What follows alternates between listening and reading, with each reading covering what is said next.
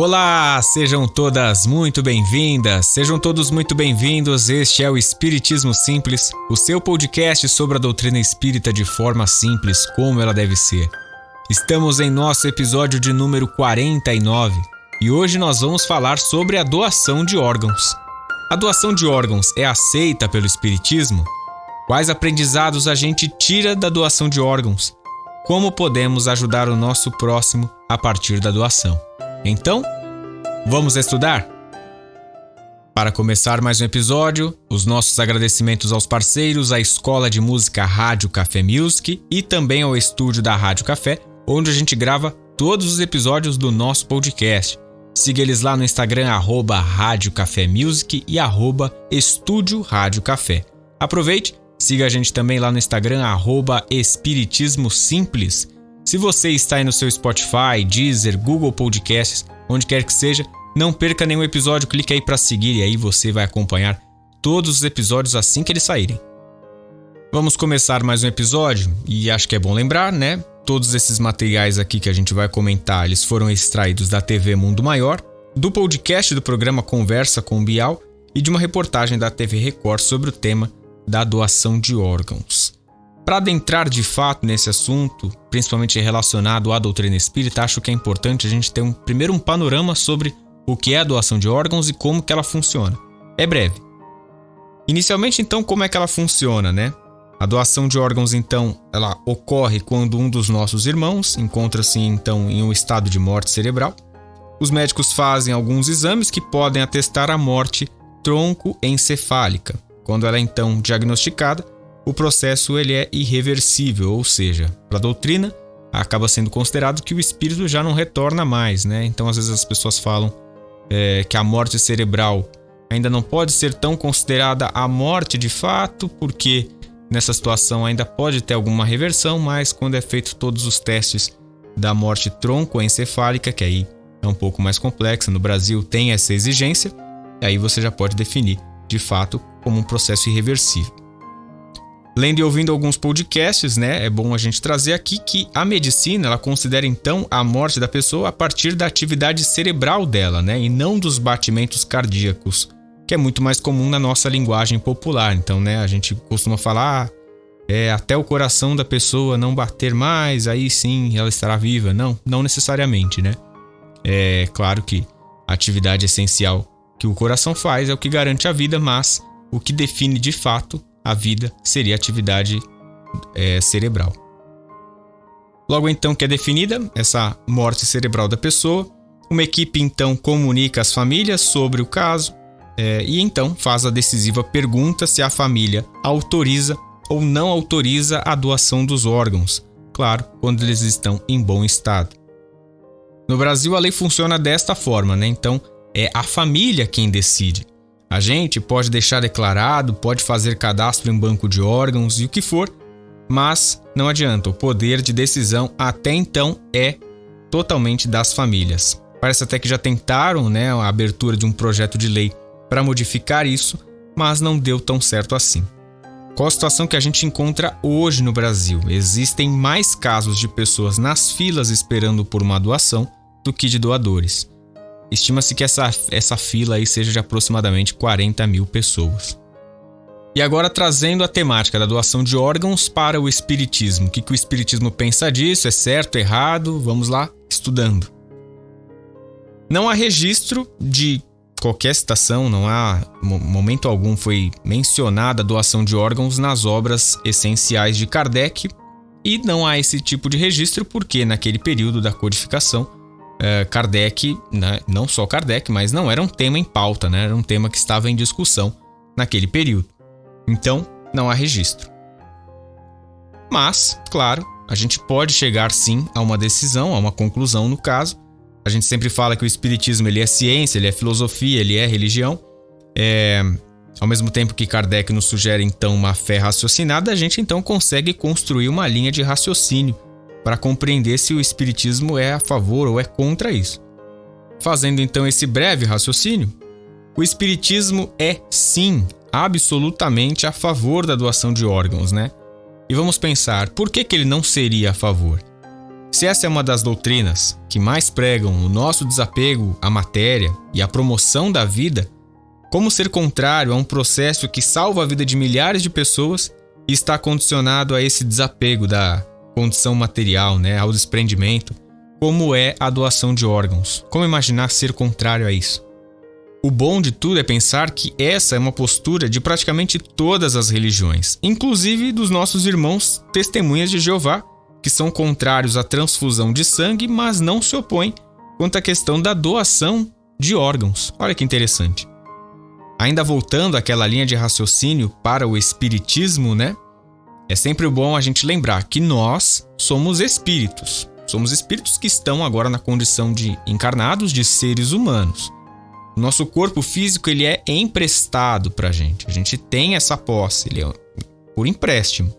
Então, numa situação de que a gente pode emprestar também para o próximo, se nos foi emprestado, por que também não emprestar para o próximo? É como na escola, então, às vezes você é do 8º ano, alguém que está hoje no 9º te emprestou os livros no ano passado, por que você não pode doar, emprestar para outra pessoa que vai precisar no ano seguinte e assim por diante? Para o espiritismo, a doação de órgãos é acima de tudo um ato de amor, e claro, não poderia ser diferente. Além disso, é também um ato de empatia com o beneficiado, então aquele que vai receber o órgão, quanto com a família do beneficiado. Isso vai auxiliar tanto a pessoa que vai receber esse órgão como a família que está numa angústia, esperando que algum dia alguém possa ajudar o seu parente. Então é um ato de empatia você pensar que existem outras pessoas com outros problemas. Poxa, se você pode ser a causa de uma melhora da vida de alguém, né? É um ato de empatia. Se você conseguiu colocar a mão na consciência, você pensou no seu próximo, um ato de empatia. E para quem doa, pode servir então de alento às famílias que perderam o parente, né? Acho que isso também é um outro ponto para a gente pensar. Para aquelas famílias que já não têm mais o seu parente, que acabou desencarnando, isso pode servir até como uma forma de conforto, né? Poxa, perdi aquele meu irmão, perdi o meu primo, mas ele pôde ajudar alguma outra família ou outras famílias, né? Com tudo isso levantado, definitivamente a gente pode aí novamente afirmar, né? A doação de órgãos é sim absolutamente aceita pelo espiritismo. Para trazer aqui então um pouquinho mais de proximidade com o caso, a Patrícia Fonseca, que vocês vão ouvir daqui a pouquinho, ela foi uma das entrevistadas do programa Conversa com Bial.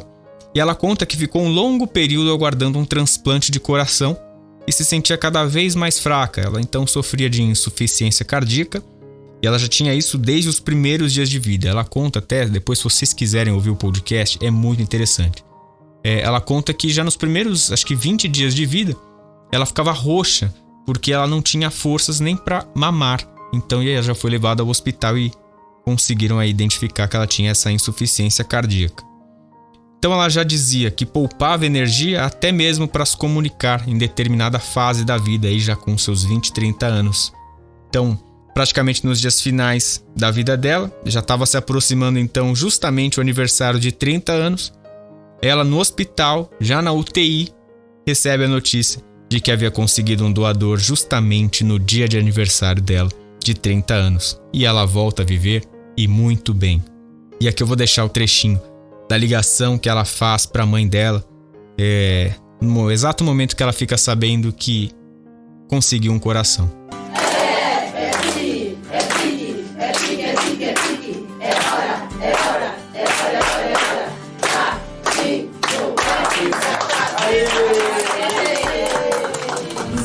Oi, mãe.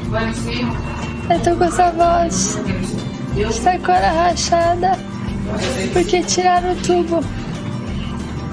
Mas eu tô muito feliz e me sentindo muito bem e com saudades. Você se recupera daí, porque eu vou ficar 0 bala daqui. E você lembra o que a Gilda falou: quem cria, cura. E a gente vai pro Nanai. E eu te amo demais. Ufa, tá aí. Acho que não tem como não se emocionar com essa ligação, com o que a Patrícia liga e fala pra mãe, né? até contextualizando, a mãe dela não estava no hospital, a mãe dela sofria de câncer, então por isso que ela fala, aguenta firme aí que aqui ela vai fazer a parte dela, né? Então ela já conseguiu aí o coração e ela tenta ainda passar um pouco de forças para a mãe. E eu acho que eu queria colocar aqui uma reflexão, né? A Patrícia é uma mulher como você, que está aí escutando o podcast do outro lado, praticamente com a mesma idade ou bem próxima da sua idade, com planos, com projetos, e ela só queria viver e conseguiu. E tudo isso graças à doação de órgãos, graças a alguém que um dia colocou a mão na cabeça e pensou que poderia ajudar o próximo. Tá aí então a importância de comunicar à família, que a família é tão decisiva nesse momento. Se você é a favor, se você apoia essa causa da doação de órgãos, avise sua família. Quando o tema chegar às vezes numa discussão em casa, comunique a sua decisão.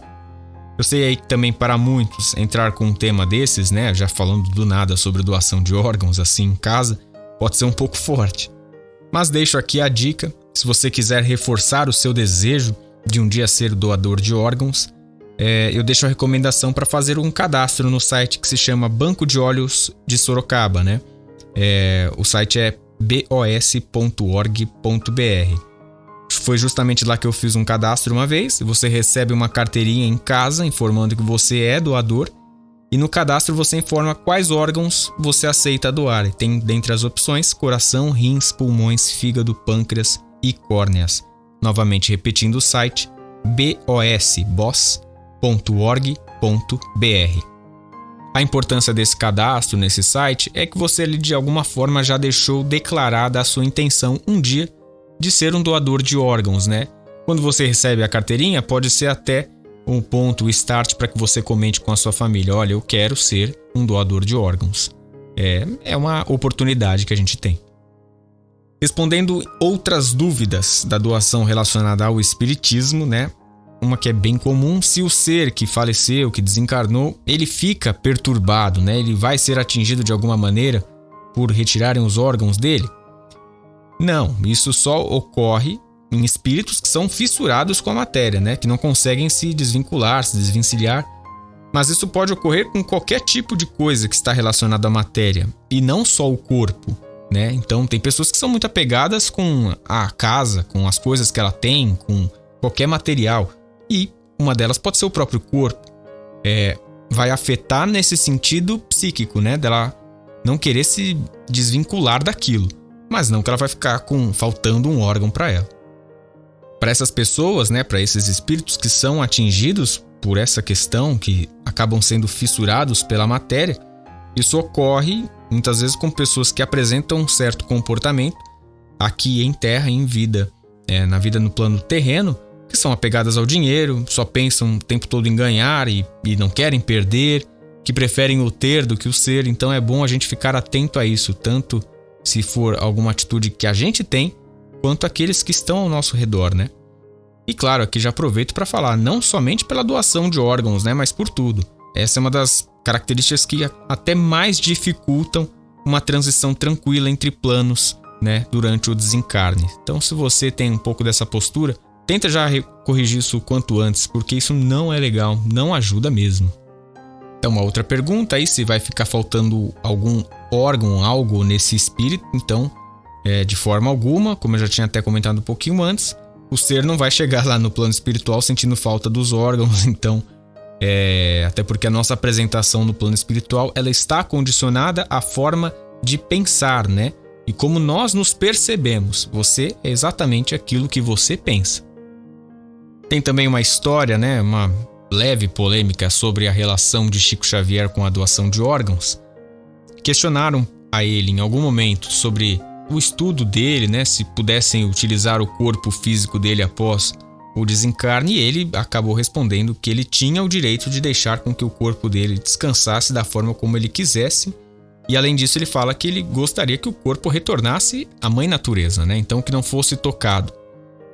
Mas isso não quis dizer em momento algum que Chico era contrário à doação de órgãos, né? Vamos então também compreender o que essa resposta poderia estar indicando. O blog da TV Mundo Maior até acaba dando alguma sugestão, falando de que poderiam fazer uma análise, queriam fazer um estudo do cérebro dele, do Chico, para compreender o que acontecia. Não seria interessante, poderia levantar mais polêmicas, e também se utilizassem às vezes a doação, o uso desse, sei lá, de qual outro órgão para alguma pessoa, poderia ter a idolatria de algum outro ser. Então, talvez de fato não seria interessante. O André Marouço, no programa Visão Espírita, ele dá um excelente exemplo de um caso hipotético de doação. Então, ele cita assim, um jovem que está ali andando, que tem algumas perturbações psicológicas, e ele acaba tirando então a própria vida com um suicídio. Os pais acabam, claro, lamentando muito, mas acabam também aceitando doar os órgãos do jovem. Então essa doação do rapaz, então a família auxiliando, permitindo isso, é capaz de ajudar até 8 pessoas ou até mais. Então essas famílias que recebem a doação vibram em forma de prece por esse que doou. E aí ele acaba sugerindo, perguntando, será que não seria justamente essas preces de gratidão que vão chegar ao doador como uma forma de cura por sua forma de pensar e ter abreviado a sua vida? Não sei se ficou confuso, mas imaginem, ele tirou a própria vida e aqueles que vão receber os órgãos desse jovem vão ficar tão gratos que vão elevar o pensamento, vão agradecer por esse ser. E justamente essa vibração, essa energia vai chegar até ele e de alguma forma pode ser a cura por esse período, que não deve ter sido fácil de transição do plano físico para o plano espiritual, ainda mais após um suicídio. Por tudo isso, a gente pode concluir: doação de órgãos é doação de vida. Prova de amor maior não há que doar a vida pelo irmão. Prova de amor maior não há que doar a vida pelo irmão. Daí a música Prova de Amor Maior Não Há. Então, se você veio da Igreja Católica, você certamente deve conhecer essa música. Ela é uma música popular, que é muito cantada na Igreja Católica e tem um outro sentido, claro, né? Está querendo dizer sobre a entrega do Cristo ali na cruz, mas a gente pode também utilizar nesse outro sentido, né? Prova de amor maior não há que doar a vida pelo irmão.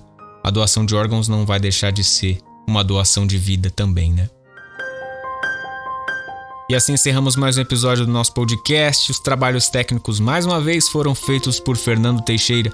Esse é o Espiritismo Simples, eu sou Bruno Sereno. Um grande beijo no seu coração, veja se é possível doá-lo e fique com Jesus.